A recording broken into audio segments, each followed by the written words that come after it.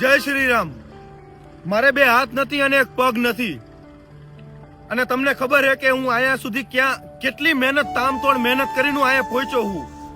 અને આજે હું જ્યારે મારી શરૂઆત હતી ને ત્યારે હું કોકને કહેતો કે મને વિડીયો બનાવી દે ભાઈ, અને પછી ઈ મને વિડીયો બનાવી દે, કેટલું કગરીનું વિડીયો બનાવડાવતો, અને એ જ વિડીયો પછી હું કલાકો સુધી હાથ વિના એડિટ કરતો.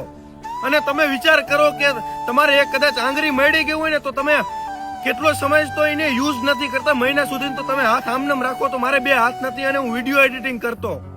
અને તમે વિચાર કરો હું ફેમસ થયો, મારું નામ બન્યું, અને નામ બન્યા બાદ આજ મને ઘણા લોકો બદનામ કરવા માંગે, મારું લાઈવ કરે, મારી ફેમિલીને ગાડું દે. પણ એ વસ્તુ કહી દઉં કે તમે કદાચ ગમે એટલો બદનામ કરશો પણ મારો ઠાકર મારા ભેગો હે, તમે લોકો મારા ભેગા હો. તો દોસ્તો મારે કઈ બીવાની જરૂર નથી.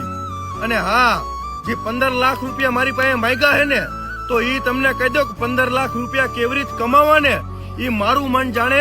મેં આ પરસ્યો પાડીને હું ઈ ભેગા કર્યા હોય અને આટલું નામ બનાવ્યું હોય, અને આજ 15 લાખ રૂપિયા તમને હું આરામથી દઈ દઈશ એમ.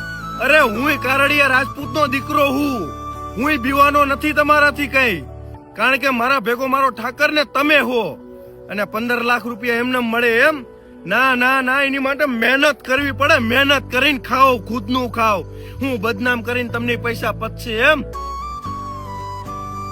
જય માતાજી.